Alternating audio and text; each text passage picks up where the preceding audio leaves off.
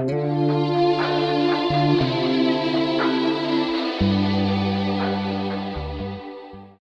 welcome to another episode of the Victor Cho Podcast. If you are an executive, a team leader, anybody who has to manage people in an organization, you're going to love this conversation. My guest on this episode is Petar Kralev, the founder of Mirror 360.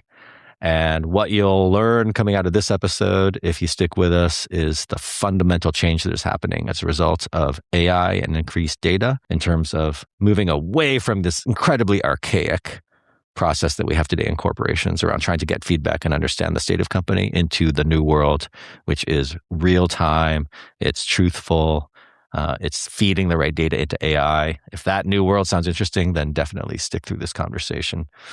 Some quick background on Petar, and in full transparency, I am actually an advisor to his company, Mirror 360, because I'm so excited about it. But he cut his teeth in the consulting world at Deloitte and other large tech companies, and did a bunch of transformations in terms of different industries, consumer goods, tech, healthcare. And what he saw there, I love these stories of, he saw all of the inefficiencies of these processes and said, I need to go solve that, which is why he spawned off into his new company. So with that, let's just jump into it. Cannot wait to have this conversation with Petar. Petar, morning to you. So excited to have this conversation. Morning, Welcome. Victor. Welcome. Where are you physically these days? I know you're always flying around the world. Oh, lately I've bin more stationary here in Austin, Texas, with 2 kids in the house. I can only travel so much. Yeah, excellent. Petar is originally from Bulgaria, if I get that correct. So I know That's right. he does a lot of back and forth. I've never been, but no, so excited to have this conversation. You and I have known each other now for, at least I want to say like 6 or 7 years, maybe in that range. And for those joining this episode, I think you're going to love this conversation. From my perspective, there is this incredible change. AI is driving an incredible change across the world, the society, and one of the areas that's going to impact people the most is in the world of how we deal with employees, how we monitor, how we track employees. And Petar, you are working on what I consider one of the most cutting edge and innovative. I'll call it innovations in the employee and people space. It's why, transparently, for the audience, I'm an advisor to Petar's company. But maybe we can start there, which just jump straight into it, which is, this idea of voice of employee, which I'm a huge fan of, right? How do you collect input? You've got this amazing vision. So would love you to just open it up and share what you're working on. Yeah, absolutely, Victor. And thank you for having me on the show. I know you and I have had some interesting conversations around this topic and other topics, especially around the AI.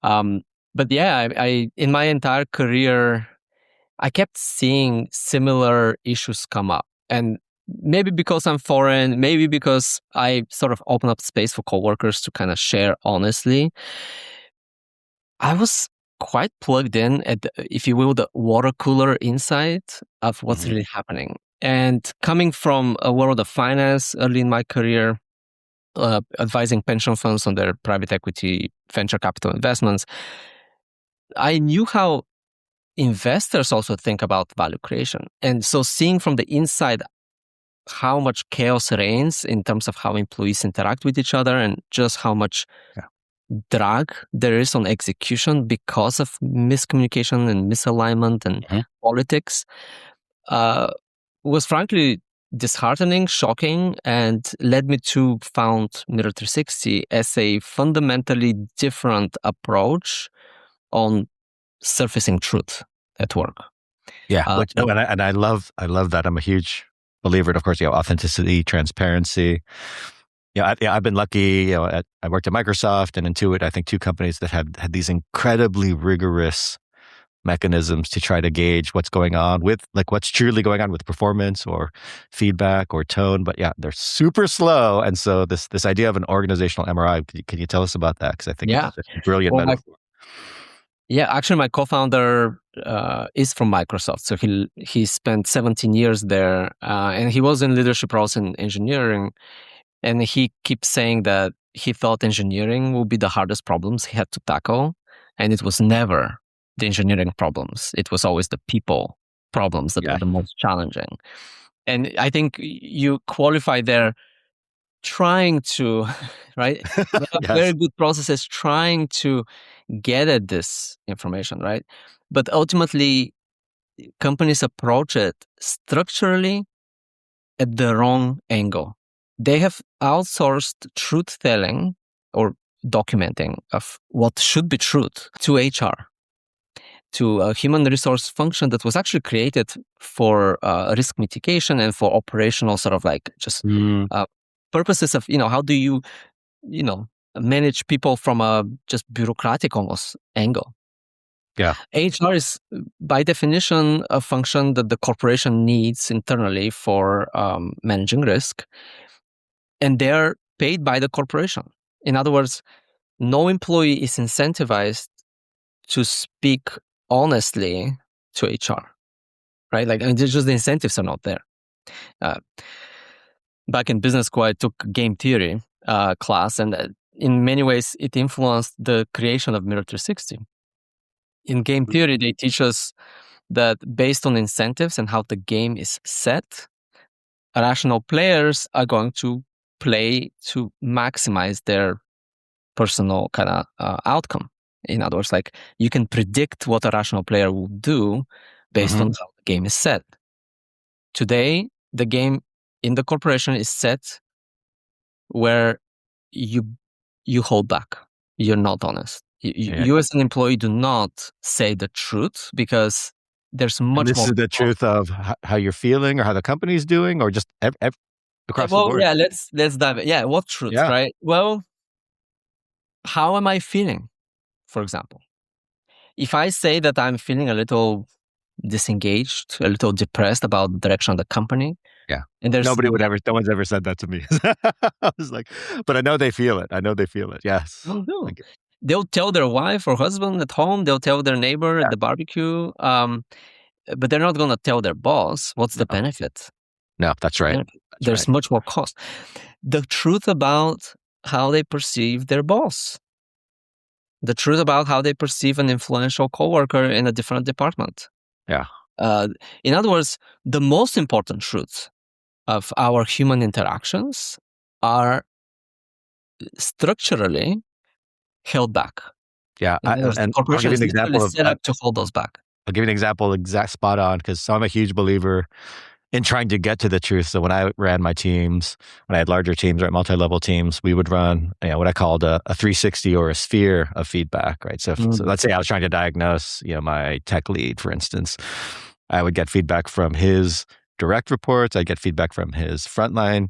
I would get feedback from the peers. And I think exactly the dynamic that you're describing is at play, which is those things would, in a rare case, they'd all be aligned and you knew you had like a really bad seed. But that was like the flaming red scenario when everybody would actually say what they felt. But if somebody was just moderately competent, you'd get all these varying signals. You get teams that are reporting to that person saying like, oh my God, this person's amazing. But then you might get peers saying like, oh my God, this function is not doing well. And so it was very hard to triangulate to the truth, I think, for that reason, which is you had different incentives of different people, right, to actually disclose the truth. But actually what you did is commendable because that takes a lot of effort. It's an expensive exercise. Huge effort. Yeah. And many companies just try to just skip it or like do lipstick on a pig type of process where it's like, oh, we kind of did it. It sounds like actually the fact that you got such divergent viewpoints meant that some people were comfortable with the process. So they trusted that. So that's also a big win. Many companies cannot even get there. Yeah. When we say truth, when I speak about truth, ultimately it's in the eye of the beholder. The truth is in the perspective. So the key is to collect from all perspectives, right? And for each one to be high integrity data point. Yeah. In other words, it has to be from all perspectives. It has to be high integrity, truthful, because otherwise it's pollution. It's if it's not truthful, it's not real. And this is the key. It better be recent. And that's the other big hurdle that companies currently have not solved for is recency. How much can I really can I act as a leader on this data if I know It's the annual performance data that we start collecting. We start maybe writing reviews in September, and we got calibrations in November, and we produce reports by December, right? Like, it's like, Yeah, exactly. Like I would run a fast cycle. We tried to do it every 6 months, and even then, you're talking about a 6-month gap between some performance issue. So now, this vision, again, why I got so excited about what you're building and what you have built, is the power of how to use software, right, to just really reinvent that whole process. So how does it work? How does a company on Mirror 360 change, fundamentally change in terms of those archaic processes? I think that'd be great to hear. yeah, look, I can spend the full hour just talking about the ins and outs, because it really, you almost have to understand the whole system, how the game is set, in order to understand why it works. Yeah. But high level, it is not a software like a tool to digitize existing HR process. It's not. It literally is an infrastructure to allow for truth to start flowing without any management overhead and without any interruption. So the key lies in 3 distinct features. The first is standardization. The first is how you ask what it is that you ask. We've made it where it's universally human, universally easy to understand, intuitive to answer. In other words, you don't go to your brain for the answer. You already know the answer by the time you ask this, because it's such simple kind of question, so that it takes 20 seconds. In other words, the friction of the time commitment that we ask each employee to dedicate must be minimal. So minimal friction, that's the key first thing. The second is anonymity. Guaranteed not by your HR, but by us, the brand that is outside of your company. Mm-hmm. So you cannot trust anonymity. You cannot trust that this will be safe for you, a safe space to express your truth, unless it's administered, refereed from an independent entity that has to be outside of the company. Yeah, that makes so sense. That's the brand, right? And the third is automation.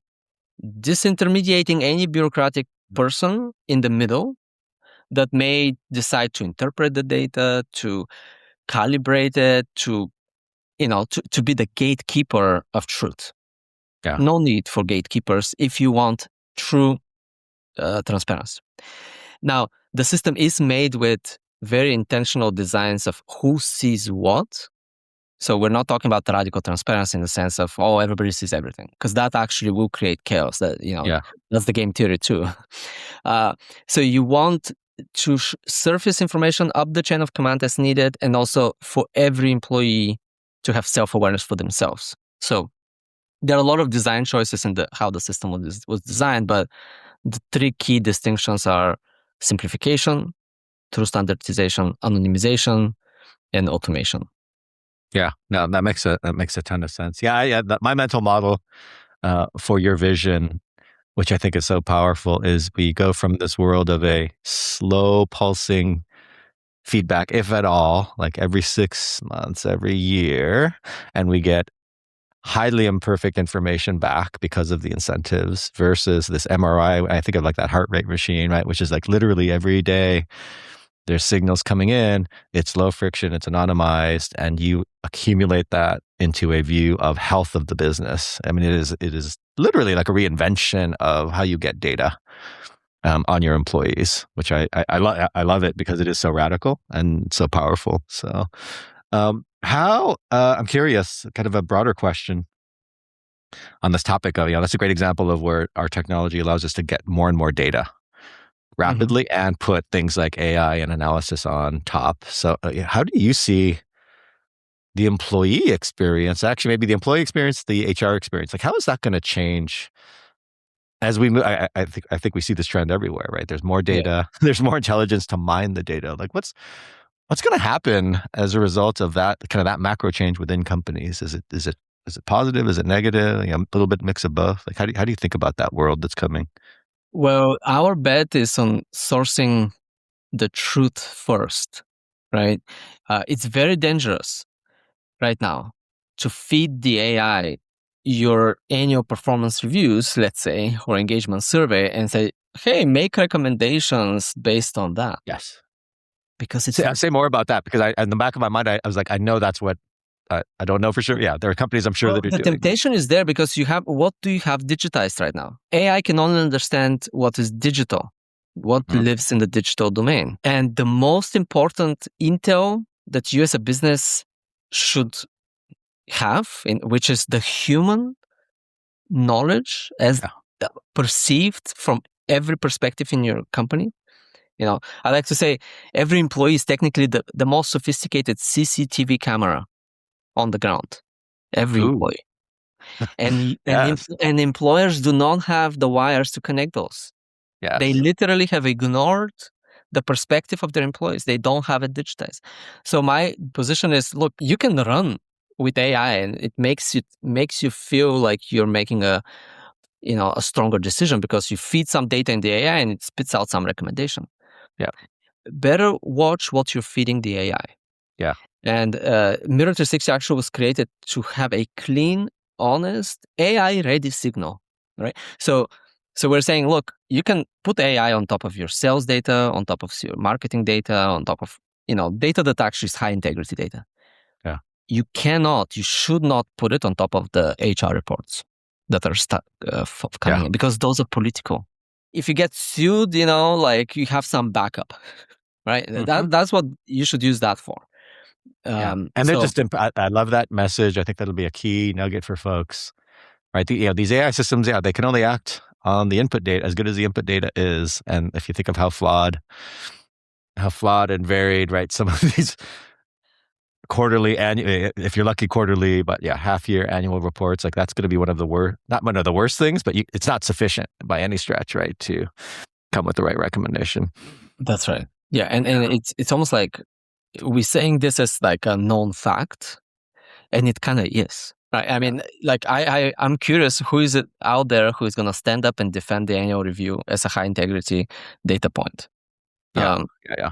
It's just, it has its benefits. I'm not saying like I'll throw it all away. I understand why they created and the history of it. Yep.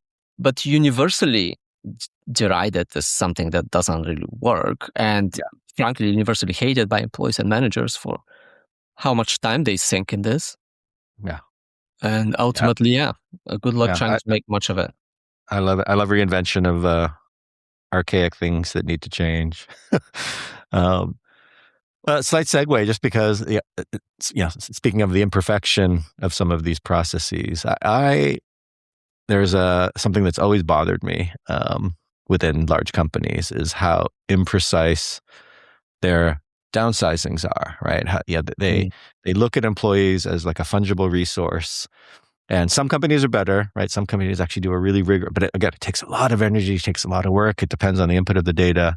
And they treat their employees well. There are other companies that, I see it in the news now where they're just taking like large slashing moves. You're like, you might be leaving some of your best people behind. And one thing, that bothers me, but the thing that bothers me maybe even more is the coldness that maybe I would love your take on this. Maybe it's my perception, but I feel like there is like a cold and callous and mercenary wave that is bubbling. It's almost like an anti-employee wave that I'm feeling. And maybe that's the press, but I'd love your take on that. Like, am I imagining that?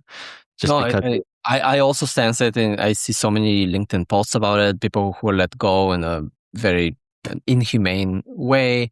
Yes. While I don't have like a super first row seat of this, from what I'm observing through network and just reading like you are, I think there's almost a culture shift, and you see this even at the president's level, right? Like with DEI and other things. But and that culture shift is like forcing some CEOs, C-suite heads to try to adjust, because ultimately they are trying to protect their own position, right? And if they see that the winds are blowing in one direction or another, and they don't have a core human sort of center to keep them oriented, they're swinging. And right now the winds are swinging in, AI is replacing a bunch of high knowledge workers. The marketplace is much more competitive now if you're a worker. So companies can get their choosings. So you could act brutally and be okay. At least that's the ethos. So I do agree that it seems like that's what's happening. I'm so disillusioned on that if it actually turns out to be a real trend, because I felt the society overall was making great progress towards more of a balanced stakeholder view of how it treats businesses. I was at Microsoft in the early days, right? I think Microsoft was probably one of the maybe one of the marquee companies that said, like, no, we're going to like over-index on how well we treat our employees, right? They were one of the first companies to get like stock up, and the crazy cafeterias, like these crazy campuses that were built. I think Microsoft probably built the first one right back when I was there. And it was all around this idea of, no, if you treat your employees not as a resource that you can just replace, but like they are the heart of how your business is creating value. So you treat them as well as your customers, as well as your shareholders, right? It's not just shareholder primary. And I think over the last 20 or 30 years, that was great. I think workplaces became better places. But now, in this environment, I just worry that we're going to go back to no, it's all shareholder primary.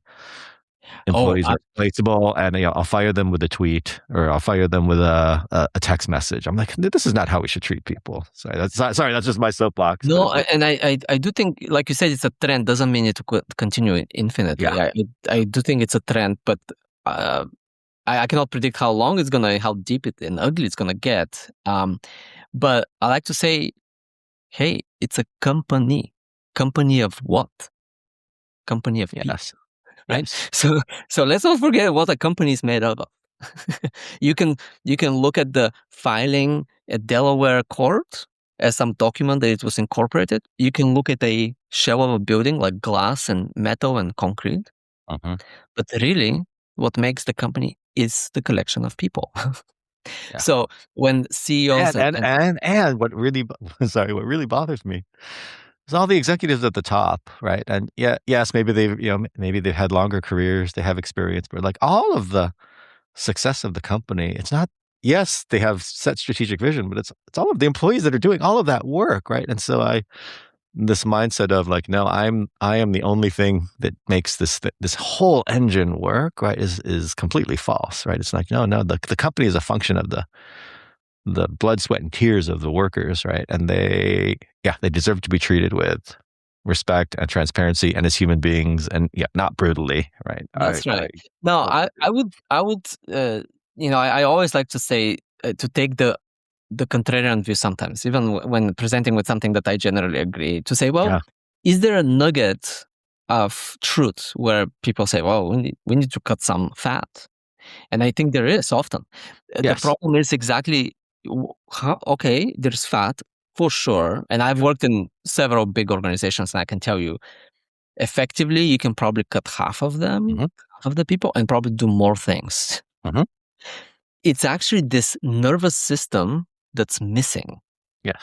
In other words, an organism like the organization is functioning as a collection of egos, like individuals, that each is incentivized to pull the rug towards them, actually. Right? Like literally the lack of visibility, the lack of a central nervous system to realign and to self-correct creates incentives that ultimately people contribute, and some people, out of the goodness of their heart, out of a much larger sense of purpose, do contribute honestly and do collaborate.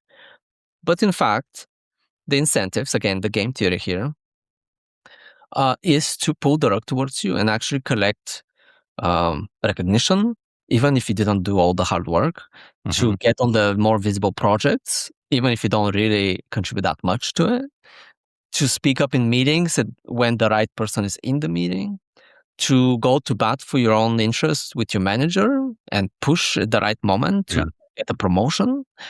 In other words, that's how decisions are actually made. This is how you succeed in the corporation today. And it's true that, well, when these are the incentives, you're going to have a lot of fat. You're going to have a lot of toxic behavior that it permeates and actually starts to like eat the organization from the inside out. Actually, I joke that the only reason why these companies even function, because if you're inside one of them, you're sometimes wondering how this thing even work, how they even make money. Is because all of their competitors in the same boat. That's how. All of the companies I totally agree. And that in my perspective is, as a CEO, that's one of the most important job of the leadership teams. Is I think that happens when the leadership does not have incredibly clear prioritization and what I call line of sight of all resources and capabilities into that. Like then you'll get these pools of people that are just doing stuff. But if that's the natural state is for that inefficiency to bubble up, and I think that's one of the most important jobs of the leadership team is to keep that lean on an ongoing basis as much as possible. And it's hard. I agree. There is tension, right? There always is fat. It's a lot. I would argue it's a lot of the. I don't know if it's half of the job, but it's probably a huge chunk of what you're there to do is to mobilize these resources in an efficient way towards the right end goals, because they will naturally want to creep. But this is the one-way nervous system, right? Like you sending the signal, good, that's important, and hopefully the signal travels down, because that's another. Because of the layers of management, it may travel 1 or 2 layers down and may die later. Yes, so that one. But what's the signal up? What's the nervous? How does the insight bubble up to you as the leader? Yeah. This is where the leader has to create a sense of like open doors, like to create a cultural cohesion, trust. It's very difficult. And even then, you're going to have personality types that are more, protective, scared, or maybe they have a manager that is toxic. And guess what? Toxic managers will be very hard to discover from a top-down view. Yes. So this is where Mirror 360, I think, is really an essential element of the future of work.